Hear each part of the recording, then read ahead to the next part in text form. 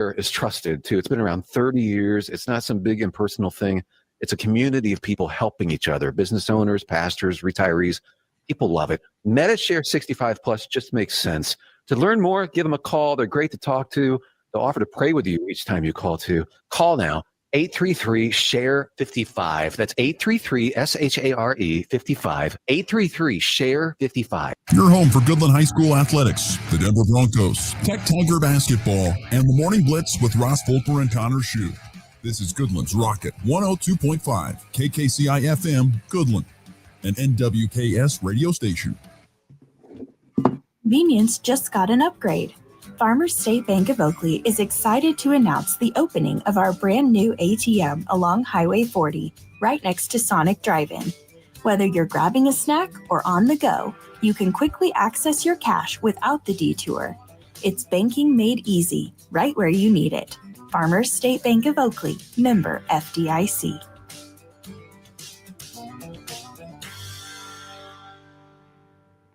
Still offer good old Western Hospital.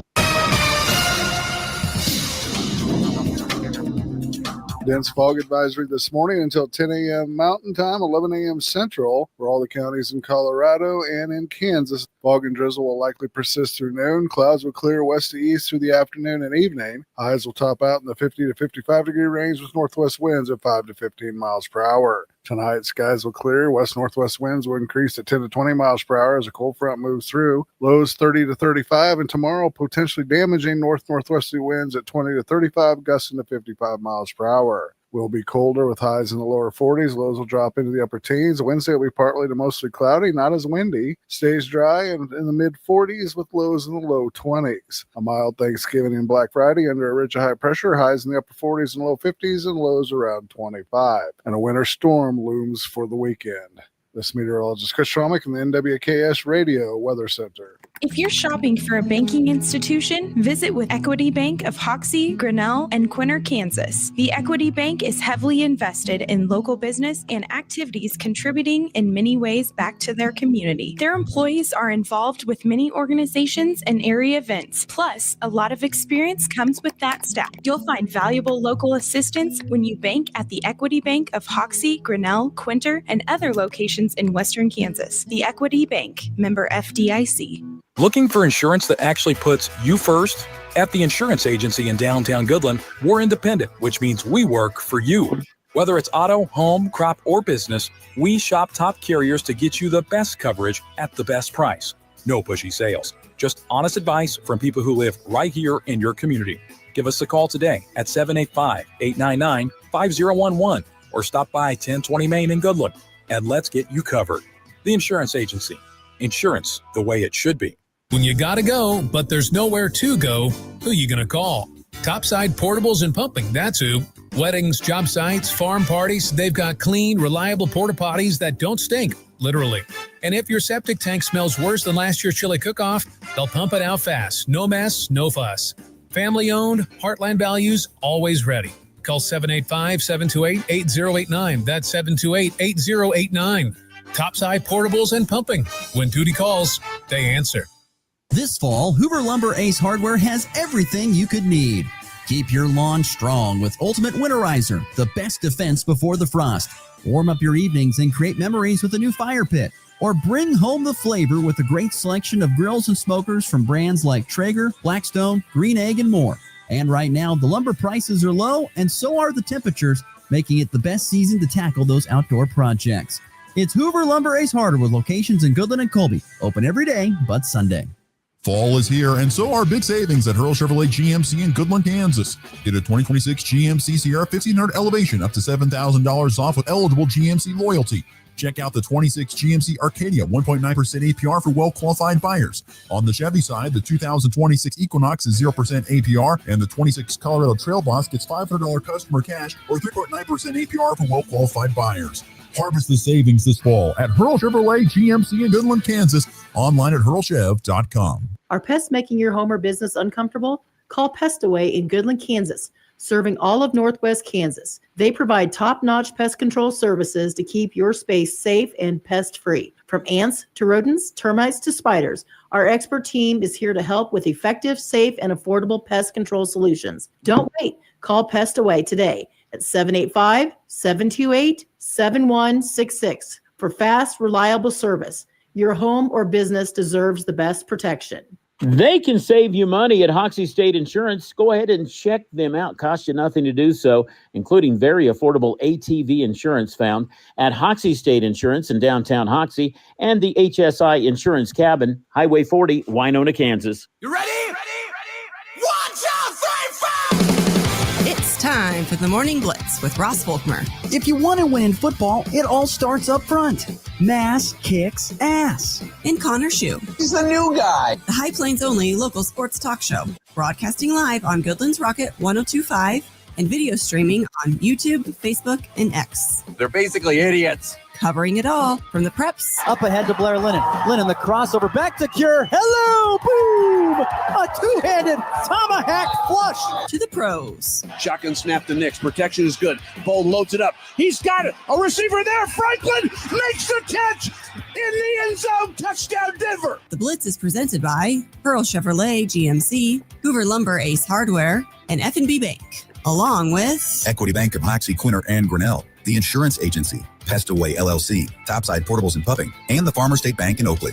Let's go to work. Bashir left alone. That's a breakdown. And Bashir makes the Huskers pay. KC back in front, 67-65. Down low, right side, intercepted pass in the passing lane. Hoiberg on the swipe, across the timeline, left side to the trailer. Sanford puts it up and in! Got it!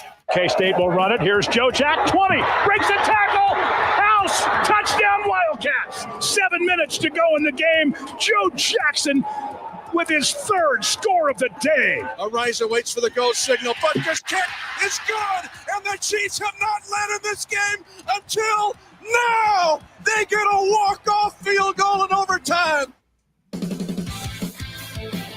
And good Monday morning, everybody. Back after a great weekend and off and rolling on the Morning Blitz on Goodland's Rocket 102.5, NWKSradio.net, as well as the Hurl Chevrolet GMC video stream on YouTube, Facebook, and X. So glad you decided to join us here on what is honestly, I know it's partially foggy. I understand it's overcast. I understand that it's very damp outside, but tell you what, you step outside, it is a beautiful morning. If you want to take a beautiful walk this morning, this would be the morning to do it. It's a beautiful morning. Even though the sun's not shining, it's overcast. I get that, but it's a beautiful fall morning. Connor Schuh with us, despite being back home in Ohio, has decided to get up this morning with us. Good morning, Connor. How are we feeling today? How it feel to be back in the home digs? Morning, Ross. It's good. I mean, I got to go to the Cavs game last night. Got to go to a Cleveland bar and watch the Browns game, at least the first half. So it feels like we're home. It's been a great 2 days then for you. Did the Cavs win? I don't even know. Did they win? Oh, yeah. So the Cavs win. The Browns and Shadur, he's the first quarterback to win his first start as a Browns quarterback since, do you know this stat? Eric Zaire. 1995 was the year. 1995. Yeah, maybe it was Eric Zaire. I have no idea. We'll say you're right on that. I have no idea who that is, but I saw it yesterday. So first Browns quarterback to win his first start since 1995. That is unbelievable. Absolutely unbelievable. But how's it feel to be back home? Feels probably right, I'm guessing. Feels good to be back. It's nice. I mean, it's been like 3 months at this point since I've been back in Huron, so it's good to see the parents, been able to see some of my friends. It's good to be back for a little bit. That's for sure. How is it back there in Kansas? Yeah, it's fine. Don't worry. Nothing much has changed since you have left. And so, it's good. We had a cool, wet weekend, I would say. Pretty damp. I want to say we had a lot of rain. You didn't leave till Saturday. So Saturday and Sunday were pretty nice days for the most part. A little rain on Sunday, which was nice. Weather-wise, it's been fine, so I don't have any complaints. How are the travels to get back? Are there any good stories from traveling back home? Honestly, it was pretty smooth. Just flight was on time. Dad came to pick me up. Good to see him. It was pretty storyless, which I think it can be a good or a bad thing depending on your interpretation. Yeah, that's a little bit of a rarity, that's for sure. How far is it a drive from the airport back home to Huron? It's like hour and a half. So you had a great time. Had a great time to catch up with Dad, all Yeah. that stuff. Wonderful. Well, we're glad that you've decided to still get up with us. You could have easily said, Ross, you're on your own today. So appreciate you getting up and being a part of the Morning Blitz, even after, I'm guessing it was a late night last night with of course, going to the Cavs game, I'm guessing. Yeah, thankfully it was at 6, so I got back before like 11, so we were good. Yeah. Have you had your 6 eggs this morning? Has mom Sandy put the 6 eggs up going this morning yet? No, I gotta figure that out. I'm gonna eat after this. We'll figure it out. Mom, the eggs instead of the meatloaf. Mom, I need my eggs. Anyway, we got a lot to get to today. Nick Athens going to join us from Chiefs Blitz. What a comeback it was for Kansas City on Sunday. We will talk with him. Going to be a good time to visit with him. We'll get to the leftovers as well after we get through everything that we can, as much as we can, in our first segment of every week, our weekend winners and losers. There are two kinds of people in this world. There's winners and there's losers. Which ones were which this past weekend? I want winners. Loser, you're a loser. It's the weekend's winners and losers on the Morning Blitz. Want to be a winner, be a winner. All right, so here we go on a Monday with weekend winners. And I'm guessing Shadur Sanders is on the list. Well, you spoiled it. That's my first pick. Well, how can I not? I don't blame you. I don't blame you. Like you said, he's the first Browns rookie quarterback to win their first start since a fellow by the name of Eric Zier, who, full disclosure, I have never heard of until yesterday, because that era of Browns, that's like right before the team got taken and became the Baltimore Ravens. And then we came back a couple of years later. So that's like, because you think Bernie Kosar, and then I think we had Vinny Testaverde for a little bit, and then a bunch of other random guys sprinkled in there. And this Zier fella must be one of them. But to Shadur, he wasn't perfect, but he proved he could do a lot of the things you wanted him to do. He could go deep. He had a beautiful deep ball to Isaiah Bond that set up a touchdown under pressure, rolling out of the pocket. Shadur making a throw that I think Dylan Gabriel could only really dream of. I mean, this guy's not throwing more than 20 yards down the field, and Shadur is doing that effortlessly. And he did have a boneheaded interception in the second quarter that was pretty brutal to watch, but other than that, he didn't really make any other horrible mistakes. He only got sacked once. He was able to evade pressure consistently. So if you're a Browns fan like me, not many listening, of course, but if you're a Colorado fan, like Jared, for example, you got to be happy to see Shadur putting together a solid performance. As we've learned, there are some Cleveland fans in the area. So, you've brought them out of the woodworks because of your passion for Cleveland sports. So there are Shout people. out to Brett. That's right. Shout out to Brett Clow. But yeah, the final line for Shadur Sanders, once again for him, just over 200 yards, 11 of 20, 1 touchdown, 1 pick. Here's the thing. They didn't ask him to do a whole lot. And by goodness, the defense did a ton for them. What was it? Yes. 9 sacks? 9 sacks, 10. So they were 1 shy of the record. The record was 11 sacks in a single game for the Cleveland Browns, but they had 10 in that game. I mean, Geno Smith spent more time on his back than he did upright in this game. I feel it was an amazing defensive performance from the Cleveland Browns.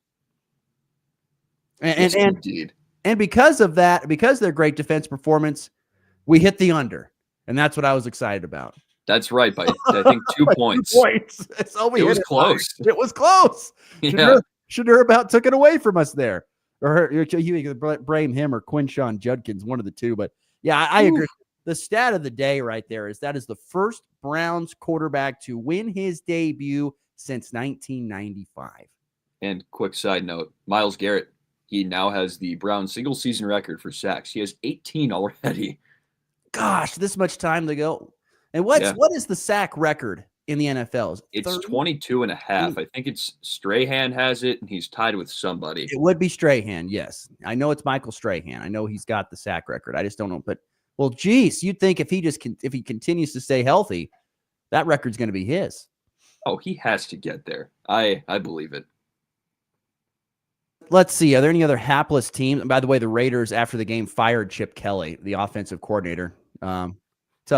Tough loss for another tie to Ohio. He was Ohio State's offensive coordinator last year. He's a good college coach, not in the NFL. And not looking good in the NFL, that's for sure.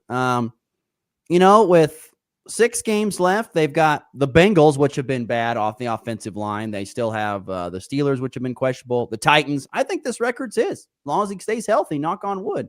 This record's his. Could get a couple more wins, too. Right, maybe so. But first one of the weekend, Shadur Sanders. Yeah, a great weekend for him.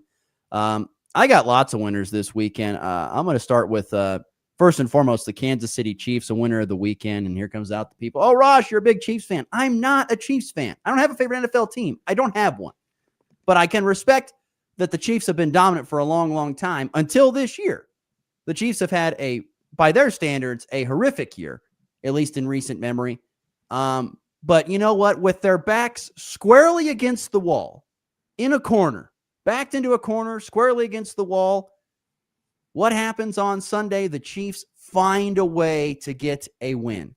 Find a way. They are down 11 in the fourth quarter. I missed most of the first quarter. They were down 14-0 when I turned on the TV. They were down. And I'm thinking, oh my gosh, here we go. But from that point forward, the Chiefs fight and clawed their way out of this corner, out of this massive hole that they put themselves in, and find a way to come back and beat the Colts. I think the more impressive thing, even though Mahomes had a season high in passing yards, Rashee Rice, they had a season high in receiving yards. To me, the biggest thing about that game that stood out was the defense. The defense in the second half just completely blanked the Colts. Jonathan Taylor really only had one decent-sized run. They really didn't get much momentum. I mean, like I said, they were held to 2 field goals after they scored 14 points in the first quarter. They just did a great job, unbelievably defensively, particularly after halftime. Spags went in at halftime and said, we're going to make these adjustments, and those adjustments paid dividends, massive dividends, and shut them out to where finally and it's not like if the Chiefs offense was dynamic, particularly in the red zone. They had 5 field goals yesterday. Harrison Butker earned his paycheck yesterday because he had to kick a whole bunch of field goals. They'd only scored the 1 touchdown thanks to Kareem Hunt plunging into the end zone, and that in the fourth quarter. But, they had a chance to win it. They could have gotten a touchdown late, couldn't get it done. Credit to the Colts defense, which is very good. But it's amazing. The defense was just massive in the second half, and the offense looked a little bit more like itself. We saw some big plays to Rashee Rice, some big plays to Xavier Worthy. Andy Reid stuck to the run game, probably the most he has all season, even though it didn't always look pretty at times. And they found a way to get it done. A game they had to have, they got it. They lose that game, this season's done for sure. Oh, yeah. The postseason's over. The postseason shot doesn't matter.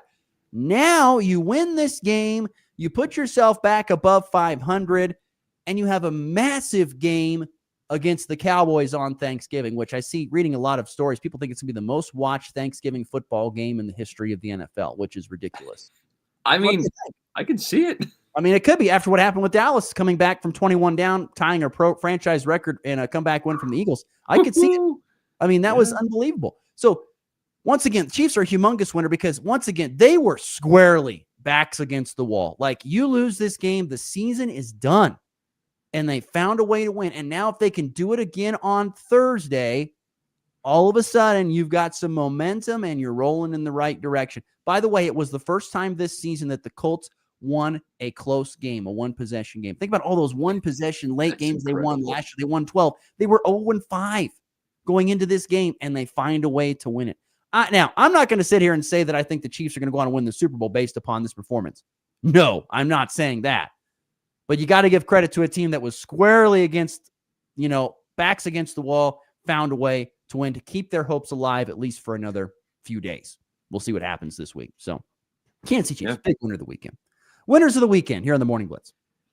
All right, next one I've got is, well, you almost led into it a little bit, the Dallas Cowboys. I mean, I don't know if, I got to give myself a little credit. I think I had them covering in the in our picks, and they did. They won the game. They beat the Eagles. I couldn't believe it. But that's so necessary because I think people forget, at least when you're focusing on how the Chiefs are kind of hanging on by a thread for their playoff hopes. So are the Cowboys. they're 5-5-1 now, and they're squarely they're like in limbo. They're trying to just stay in it, and that was a game they needed to win.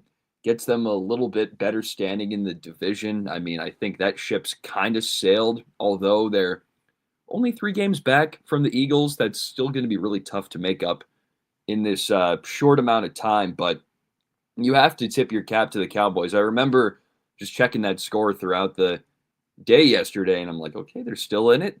They're still in it. They're still in it. And they won. I couldn't believe it. 5-5-1. They beat the Eagles in a game where I think a lot of people wouldn't have expected them to. And on top of that, you got to tip your cap to George Pickens. He led the way in receiving. CeeDee Lamb had an okay day, 4 catches for 75 yards, but had a big drop in the end zone too. Could have won it for him earlier. Yeah, and its drops that was a big storyline there. He had 11 targets, only 4 catches for Mr. CeeDee Lamb, but George Pickens, 9 targets, caught all 9 for 146 yards and a touchdown. So tip your cap to old George Pickens in that Cowboys offense, getting it done and defeating the tush-push Eagles. Love it. You know, Dak Prescott had some really big-time words to say, too, about George Pickens. I think post-game he said something along the lines of, this is a guy that we have to have here. We have to keep him here. He's a bona fide star, and he's becoming a great leader. And those were comments after the game. And, you know, they're going to probably, now Jerry's going to have to find a way to find more money to get George Pickens paid because he has been worth the investment. I mean, and honestly as well, think about that Cowboys but look at it from both sides of the defense. You have the Eagles defense, which is really, really good, giving up a 21-0 lead. Not a good look. That will rarely happen again, I wouldn't think. And the Cowboys defense, after getting down that, shutting out the Eagles offense, which we know has been hit and miss out throughout the season. But that Cowboys defense is improved since the trade deadline when Jerry went out there and found some other pieces, like we mentioned on Friday's show. So helps to get Quinn Williams. That's sure. That's a big win. You know, hey, mass kicks ass, man. You got to have the big guys. And the big guy, that's how you know it. More winners of the weekend here. Some real quick ones. We mentioned already our good friend of the program, Weskin head football coach Brett Clough, for his love for Cleveland sports. Well, he had a great weekend because he's going back to the state championship game. The Weskin Coyotes advancing to the 6-man state title game with another win over this time South Barber. A close one. And I remember I said on the show Friday, I think it's going to be a defensive scoring. I think I take the under on this. Yeah. Boom, was I right on that. 26-21. You don't see a lot of close football games. I should say those low scoring of football games, better word that. But you don't see a lot of those low scoring football games at 6-man. Usually you're seeing points in the 40s, the 50s, the 60s, even more. But these two teams were great defensive squads that faced off, and it's Weskin that just gets the edge, 26-21, advancing to the state championship game for the second year in a row. And guess who's waiting for them? Cunningham, the team that they beat last year by 1 point. 49-48 to win a state championship in Weskin, and now it's a rematch in the state title game between Cunningham and Weskin, and I expect another instant classic there in 6-man football. So Weskin Coyotes, winners of the weekend. Congratulations, advance to their second consecutive 6-man state football championship game. Let's go Weskin. Come on. You love to see that. And it's great. And awesome to see. My last one I just realized I went all NFL today. This is the Chicago Bears. Did you know they are still the leader in the NFC North after they beat the Steelers? They beat them 31-28. Managed to, beat the Mason Rudolph-led Steelers. So it's not quite the Aaron Rodgers Steelers, but personally, I don't think there's that big of a drop-off there. But Caleb Williams, he did his thing. 3 touchdowns through the air. Led that offense like you want him to. And I think he's given Bears fans everywhere a little bit of pause that they're a legit team, because I think we even talked about it a little bit last week. Are they the worst 7-3 team in football history? This and that. But I think those doubts can be put aside, and they're legit. I think that kind of stamps them as that is a good football team, and they got the job done. They scored enough points, and that's kind of how it's been for them. A little bit opposite from what you expect from the Bears when they're good, which is usually a much better defense. But this year it's the offense. And, hey, shout out to former Rutgers running back Kyle Monangai taking the lead running back spot from DeAndre Swift. He out-carried him 12-8, had a touchdown. So there you go. It's those youthful, lively legs they've got there in Kyle He's a Minogue. rookie. Yeah. Here's the thing. Here's the thing. The thing that stands out to me about this is that, if you watch the Bears, you see the highlights and stuff, you're like, this team really doesn't look that great, but they find ways to win. That's the amazing thing about it. And like you said, I don't think you really say that about Bears teams of the past in recent years. They weren't finding ways to win in no way. They were not doing that. But great showing for the Bears. I'm happy for them. Bears fans have suffered a lot, so I'm happy for the Bears fans out there. Yes. I mean, there's the Browns fans, and then a little bit further down, there's the Bears fans. Ooh, I would flip that. Really? You think the Bears have suffered more than the Browns? Oh, I thought you meant the other way around. No, Browns fans have suffered more than Bears fans. That's correct. I'm like, they made it to a Super Bowl like 20 years ago, which, 20 years ago, it still counts for something. No, I'm saying Browns fans have suffered the most of any franchise. Then the Bears they're in that next tier down.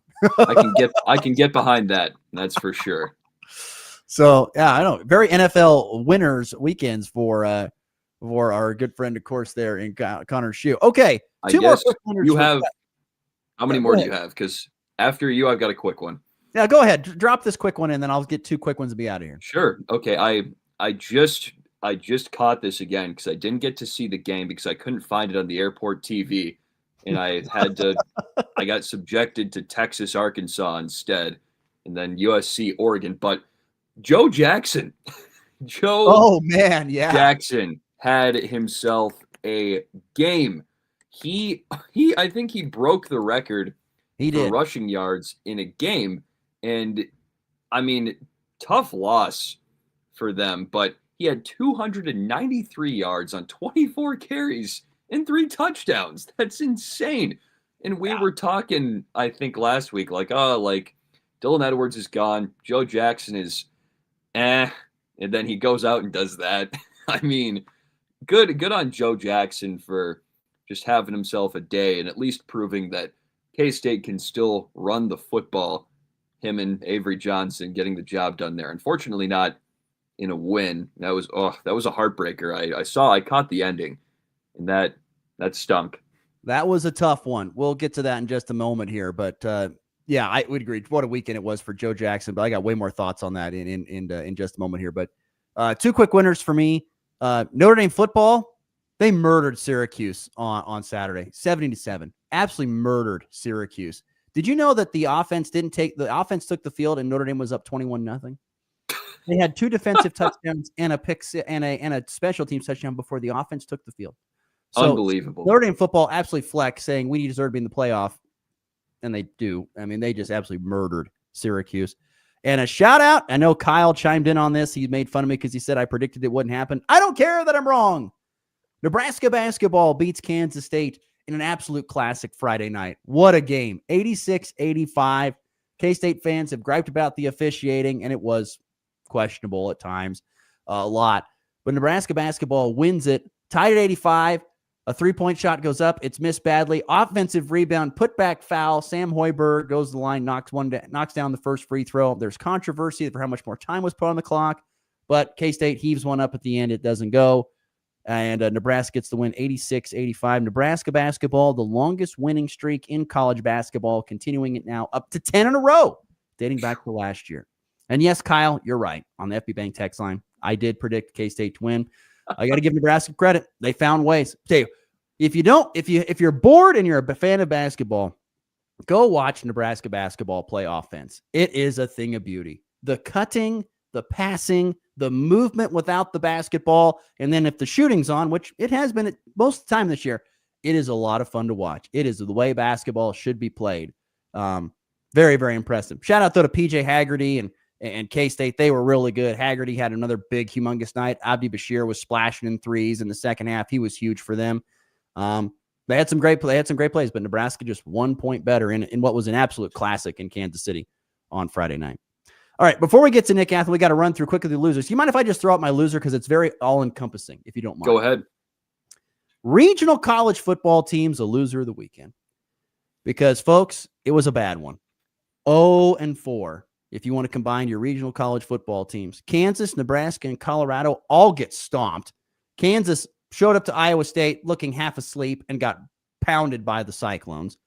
Nebraska, same exact thing. Went to Penn State, got absolutely slobber knocked by the Nittany Lions on Saturday night.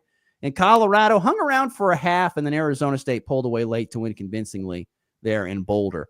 K-State, as you mentioned, but probably, even though despite the blowout losses for those three other teams, K-State had the hardest loss of the weekend because they had Utah up against the ropes. They had Utah staggering in the corner of this boxing match when they ran for a school record over 400 yards against a Utah defense that does not do that. But K-State absolutely just unfortunately blew it late in the game. There were some officiating calls that did not go their way. I was visiting with a K-State fan about this. He said, if you're thinking about it, some of those calls were a little questionable. Yes, you're probably a little bit right. There were some questionable calls, but K-State defense did not get off the field when it absolutely had to. I mean, I think there was 4 minutes left in the game and they were down. They were up by 10. Yeah. And they found a way to lose that game. And that is hard. That's a tough one. And boy, we'll have to see if we have time in the back end of the show. If not, I'll save it for tomorrow. But have you seen the video of Chris Kleiman post game? Oh, him and the AD. That was sad. Wow. That was powerful stuff. Chris Kleiman absolutely breaking down emotionally after that loss. And I've got the audio for that. We'll have to get to that. We got more time here either today or tomorrow. It was ridiculous. Try to save that in the leftovers. That was unbelievable. And I have some more thoughts on that. But yeah, what a tough weekend for regional college football teams. Really rough weekend. All right. We're up against the clock, so I'll make mine quick. And I only have two anyway. You could honestly put this into just one conference like I did a few weeks ago, the ACC, but I put Syracuse football and Georgia Tech football. I mean, Syracuse, after losing Steve Angeli in their fourth game of the season, have just totally fallen apart, and they're one of the worst Power 5 teams. After winning 10 games last year in Fran Brown's first season, just looked like a totally different program. And then Georgia Tech football. Oh, come on. Like, they couldn't lose that game. Pitt kind of handled them, and there go their playoff hopes. See ya. That's it for them. I just laugh at Pat Narduzzi. We don't care about this Notre Dame game. We're only concerned about the last two. Well, at least he definitely solved the first part of that problem. He got that first part right.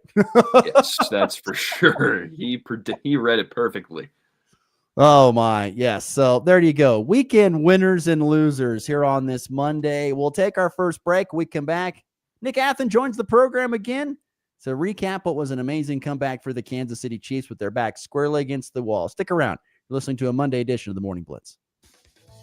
We've been serving ag families for generations because we believe farming isn't just a job, it's a legacy. Whether you're just starting out or expanding your operation, F&B Bank has flexible lending solutions designed for you. This is Loan Officer Kennedy Frank at F&B Bank. We're proud to be your hometown ag lender, member FDIC.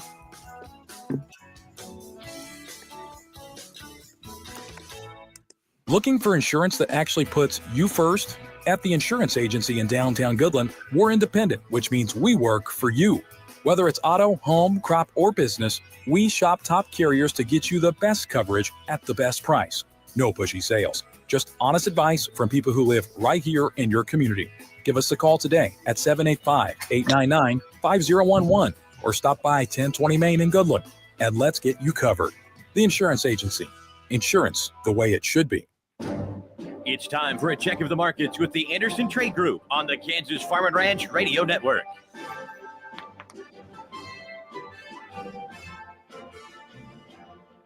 Good morning, Jared Law with the Andersons in Overland Park, Kansas with your morning market update. It's Monday, November 24th. In the overnight session, East corn down 1 at 424.5, March down 3/4 at 436 3/4, May down 0.5 cent at 444 1/4, December at 26 down 0.5 cent at 459.5. Soybeans on the Jan down 4 1/4 at 1120 3/4, March down 4 3/4 1129.5, May down 4 3/4 1138.5.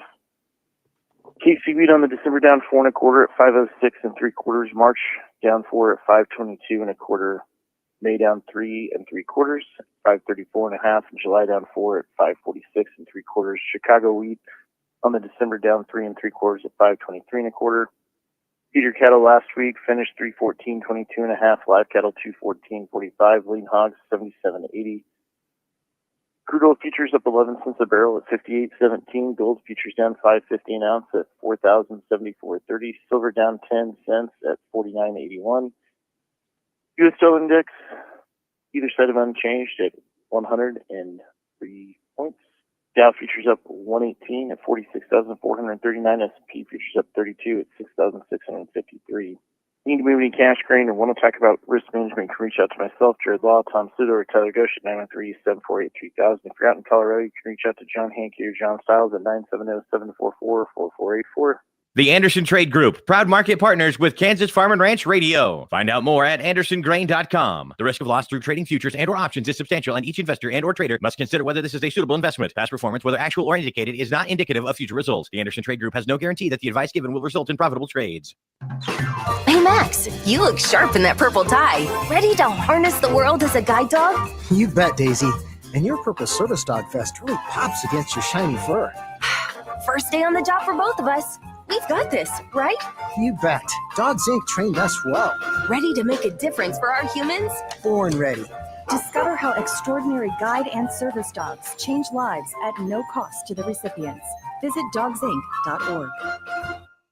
35 pounds of nitrogen and phosphorus, $50 an acre. Source and blueprint by Sound Agriculture. Half the cost, same yield potential. Growers are saving $25,000 on every 1,000 acres of corn. With Sound's ROI guarantee, you can't lose. In today's markets, every input dollar matters. Don't just spend more, make your seed, chemical, and fertilizer dollars go further. Smoky Valley Ag delivers seed, chemical, agronomy, and same-day or next-day delivery. Call 785-645-8010. Smoky Valley Ag, your reliable source for growth.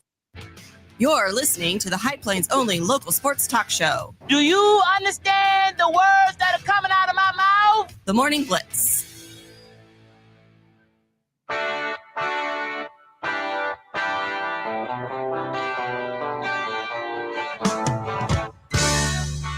We're back here on a Monday morning. 20 minutes to the top of the hour on this November the 24th. We're pleased to welcome into the program via the Hurl Chevrolet GMC video stream our good friend Nick Athen. Good morning, sir. How are we feeling today? I'm feeling better. How about you guys? I bet you are feeling better. Doing good. What were you thinking, at the end of the first quarter? I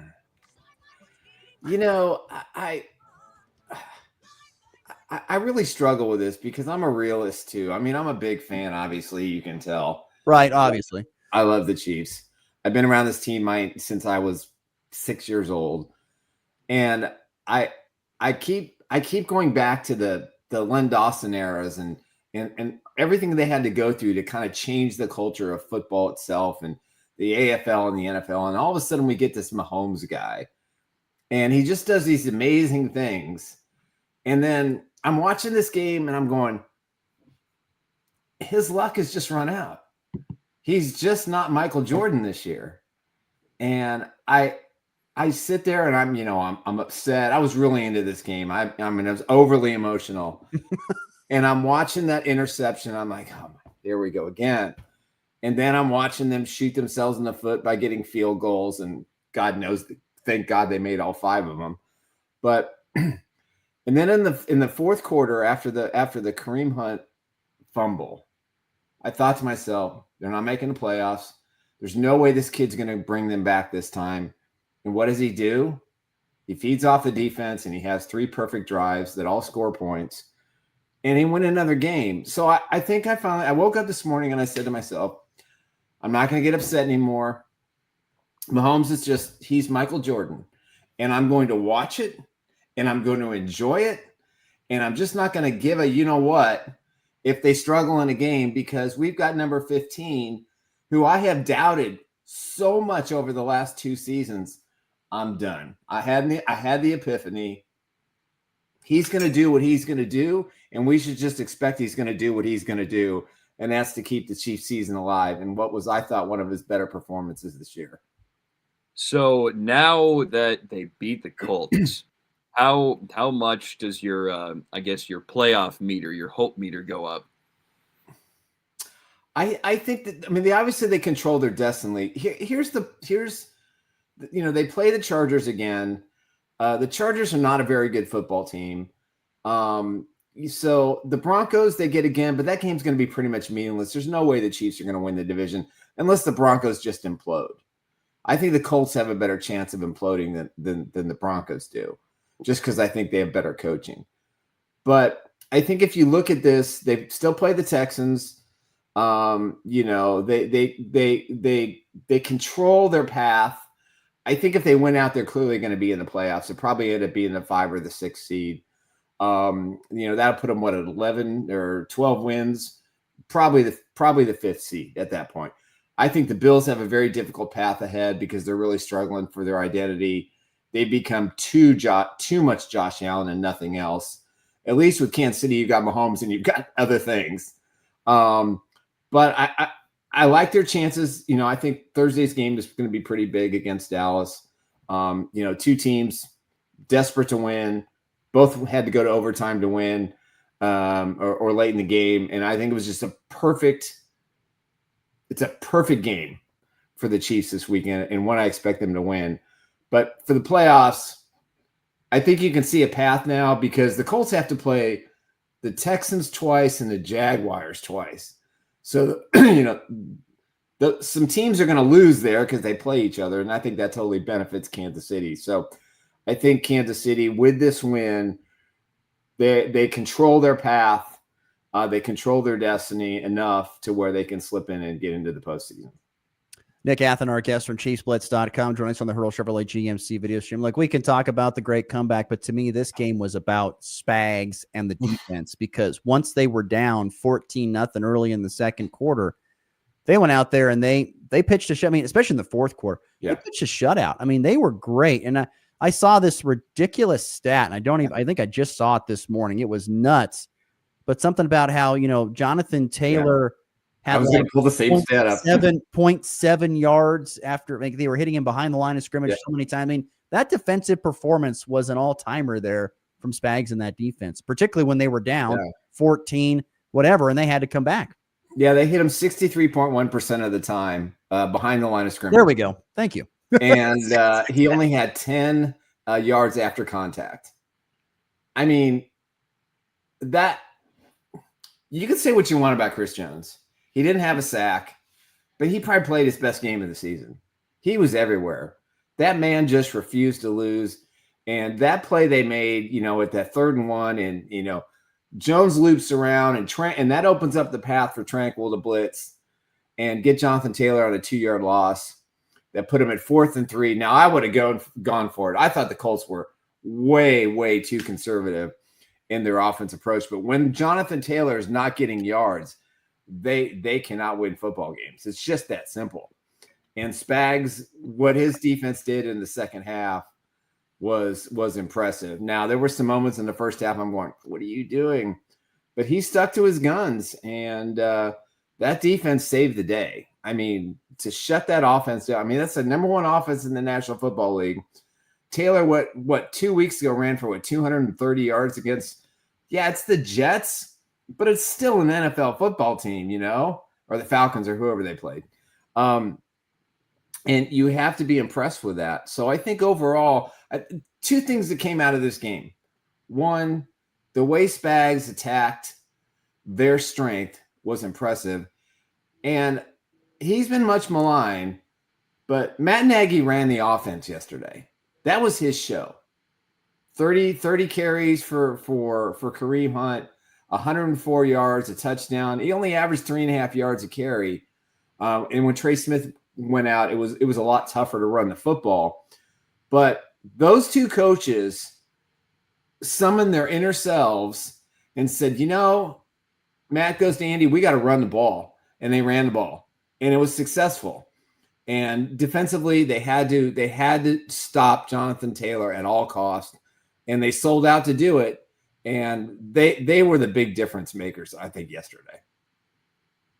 Nick, how big of a deal was it that Andy Reid didn't abandon the run game and stuck with it despite only getting about 3.6 yards per carry? I think it was important just because you saw a lot of Patrick Mahomes under center. After that failed RPO, you didn't see that. You didn't see the RPO much after that game, after that play. It was like he probably went to the sidelines and said, hand the ball off, or tuck and run because you had an alley, right? I mean, I can't imagine what that conversation was like after he threw that interception. So I think again, Matt Nagy, when he was the head coach in Chicago, run, pass, play action, this was that kind of offense. And I think even though Kareem Hunt is 30, he's lost his speed. They have no backup running back at the moment. Now they did sign Dameon Pierce, who's going to be on the practice squad today. I don't think he's going to play Thursday, but he should be in uniform when he gets to face his old team, the Texans, in Kansas City a week later. But, they grinded it out. It softened the defense. It punished the defense. I mean, the Colts are on the field for 78, 80 plays. That's a lot. And they played their hearts out until the fourth quarter and overtime, when they got mixed up in coverages and they played a little bit more zone, which I was really surprised. I thought they would just, attack, but run. And now if they can just get more confident in Brashard Smith, I don't think Pacheco is going to be a factor going forward. You don't go from being out for 3 weeks and all of a sudden showing up and having a knee brace. I think he had some sort of surgery. That's just speculation and guess. I have no fact here. But, to wear a Chris Jones knee brace in practice is not a good sign that your running back's going to be back anytime soon. So I like the Pierce signing. That should help. But this team has to run the football to be successful. When they're 150, when they run between 125 and 150 yards, they're 6-0 this season. When they don't, they're 0-5. It's just the math is the math this year. It's a weird year. If Trey Smith is out for an extended period of time with that ankle injury, and he bent it back pretty good, I don't expect him to play Thursday. That could affect the running game, especially with the Cowboys like to do 5-man fronts. So it could be a little difficult for the Chiefs to run the ball on Thursday. But listen, you got to soften the defense. And whether it's 3.5 yards, 2 yards, 4 yards, 5 yards, it just allows Patrick Mahomes more maneuverability to make plays on second and third down if they get 3 or 4 yards, to start a drive. Nick, I mean, Connor kind of asked this question earlier about the playoff meter. And I guess, that went, like I said, if they lose that game yesterday, this season is done. I mean, it's over. Yeah. Now the question is, how many games? Now, is the same storyline for this Dallas game? You lose and it's over, or is where you have to roll off now? 4 or 5 wins in a row to feel better about this. You've dug yourself such a hole like that. I'm just kind of curious what you think has to happen. I think the AFC losses are more important. Losing to the Colts would have been another AFC loss. I think the Chiefs have a pretty abysmal AFC record. I don't know what it is, 3-4, something like that. So to beat an AFC team, yesterday was huge. If they lose to the Cowboys, they still have, the Texans and the Colts play this weekend. So one of those two teams is going to lose. So it would really benefit Kansas City to win, because I think that will catapult them over one or the other, potentially. But I think if they win out, it's a done deal. They're probably the 5 or 6 seed at worst.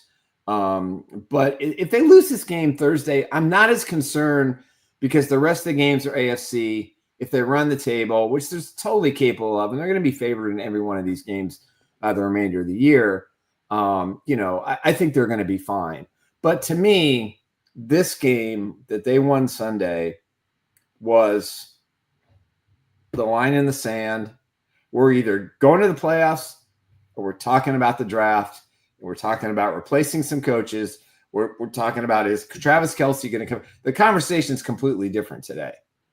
So, and then you look back and go, well, what if they didn't throw that interception against Jacksonville? And what if Travis Kelce holds onto that ball against the Philadelphia Eagles? And, what if? We're not having those conversations today. They're 6-5. Trust me, any AFC team that watched them play in the fourth quarter and overtime knows exactly what they're going to be facing when they play the Chiefs going forward. They're not going to quit. They're not going to give up. They still have the best player in the NFL. And if he has to carry him on his shoulders, he's been doing it for 7 seasons now, and he's going to have to do it for an 8th. Real quickly, I want to add one more thought on just, Rashee Rice goes for 140. Yep. And, they looked a little bit more offensively explosive in the passing game at times.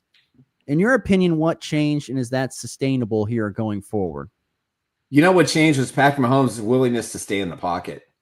And I harp on him that he needs to, be more mobile to make creative plays, but you can't leave the pocket too soon.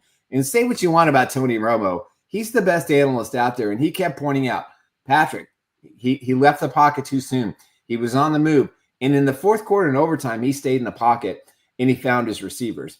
And I'll tell you one thing that I love about what this offense is, it has the potential to become, and I point this out in my article. It's coming out later today. On that 4th and 2 to Rashee Rice, where he picked up 14, 17 yards. Josh Simmons, the left tackle, takes the outside rusher, forces him inside.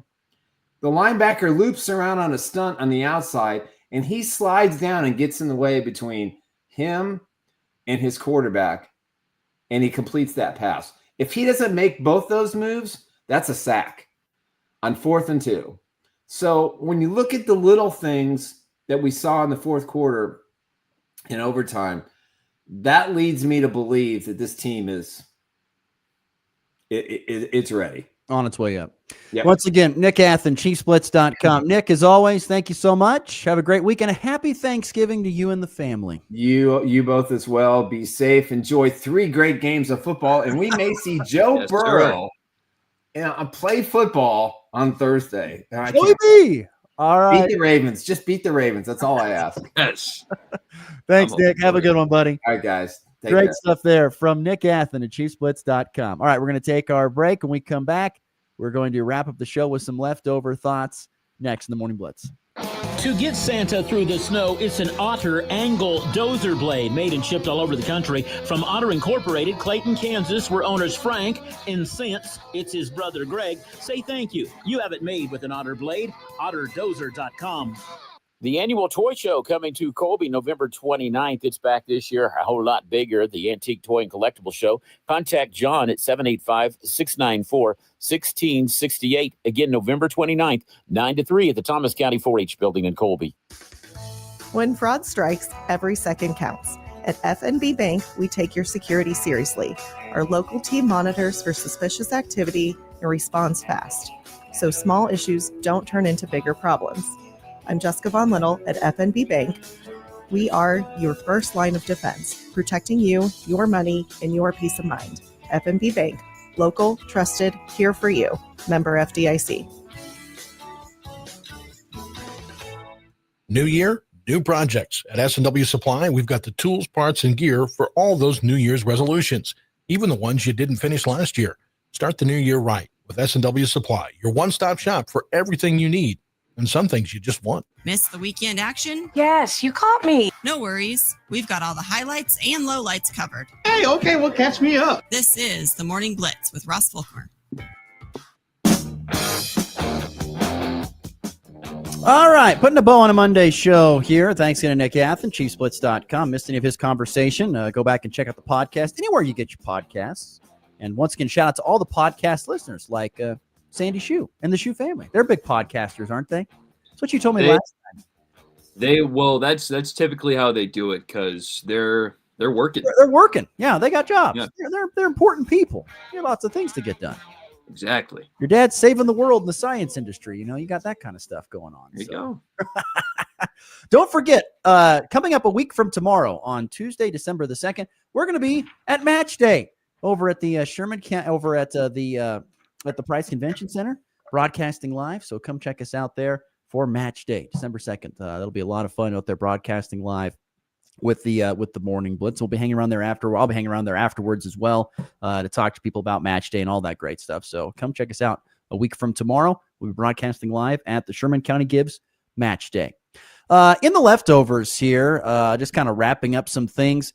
Colby Community College basketball, tough weekend for them. Down Saturday, they lost in Liberal. Lady Trojans were up at half, but lost 72-62. Jarek Królewski had 18 points, but the Lady Trojans 4-4 overall, 1-1 in league. Kind of the rumor is they're still missing some key pieces, due to some injuries, so they're trying to get back to full health, but tough one there, leading at half and then losing it in the second half. And then the Trojan men, offensively, their worst performance of the season, just 56 points. They shot 33%. a season low. Braden Gillespie led Colby with a baker's dozen 13, but they are 0-2 and just 2-6 overall. Their only 2 wins have come against JV foes at this point in time. It's been a very tough season thus far for Colby Community College men's basketball. Defensively better, 73 points you can overcome, but offensively it was rough. Yeah, you need to score the ball a little more if you're Colby. And I mean, I've watched them. They have guys that can score, but I don't know what the issue is. Well, we'll find out. I want to get to this audio. For those who did not hear it or see it this weekend, I would recommend you go watch the full 8-minute post-game press conference. But I clipped up just some of the comments from Chris Kleiman. There was a lot of dead air because he was trying to compose himself. He had tears. But I want to play some of this audio from Chris Kleiman. I have a question following this game. Chris Kleiman, following the tough, heartbreaking loss at Utah on Saturday. One of the greatest efforts I've been a part of as a coach. And it's hard to say this because we lost the game. We're down so many players. And I know a lot of people thought we'd come over here and lay down. And that maybe the kids had cashed it in because I've heard it enough. I've cashed it in. I've heard the players have cashed it in. We need to get new leadership here. We need to get new players, new coaches. I'm tired of it. I got to be honest with you. I'm tired of it. I've given my friggin' ass life for this place for 7 years.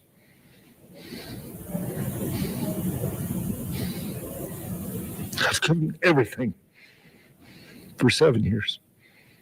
And I think I deserve a little bit of respect. Dude, I'm frustrated like everybody else is, but I love those kids. Go friggin' battle with those kids any day. It's powerful to hear him talk about that loss and the team. He's right. They've had dealt with a lot of injuries. They had a lot of expectations going into this season. It has definitely not gone the way that they thought it would. No. They got to win one more game to just get to bowl eligibility. What are your thoughts on a coach showing that kind of emotion? I know, to me, it says that man is invested in your program. And I'm telling you what, you can't beat that kind of investment, I think, in a program. Yeah, I like that too. I mean, I think a lot of people like to rag on coaches or players showing emotion like that, especially in interviews. But I think that's it's pure. You can tell he cares. You can't really fake that. I mean, that's a guy who, like he said, has poured his life into the program for the past 7 years. And I mean, he shows it right there. He cares about his guys. And I like that. Oh, it was great. And then Gene Taylor, the athletic director, coming up and putting an arm around him and trying to console him before he continued on in the press conference. And then they kind of got through it after that. But that was powerful and it was tough. I feel bad for Chris Kleiman. I mean, you could definitely tell that the weight of the world is on him about, and how they think he needs to be, there's lots of people out there think they need to move on from Chris Kleiman. They need to get new players. Like he said, there's been a lot of that talks. And, he's still very much invested in that program. That's a tough deal. Feel bad for him, but yeah, it was quite an emotional response there from Chris Kleiman in that loss to Utah on Saturday. And that was a tough one. That was a stinger. I mean, like I said, you run for 400 yards, program record, had a single game rushing record for Joe Jackson. They switched up the biggest reason for that in the post game comments. He mentioned about how, we changed up the blocking scheme. We went to double A gap power is what they called it. And they just blew holes in this Utah, which by that Utah defense, they don't get ran on that very much. That was a real flex. And that's the sad part is you don't have a W to go along with that flex. That's a real tough one there for Kansas State. But they still have a chance. They've got Colorado coming up here this weekend.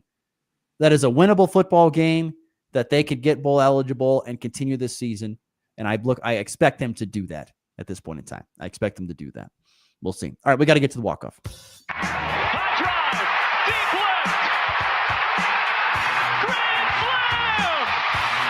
And back lifts his ball deep to right. How about a walk-off Brady?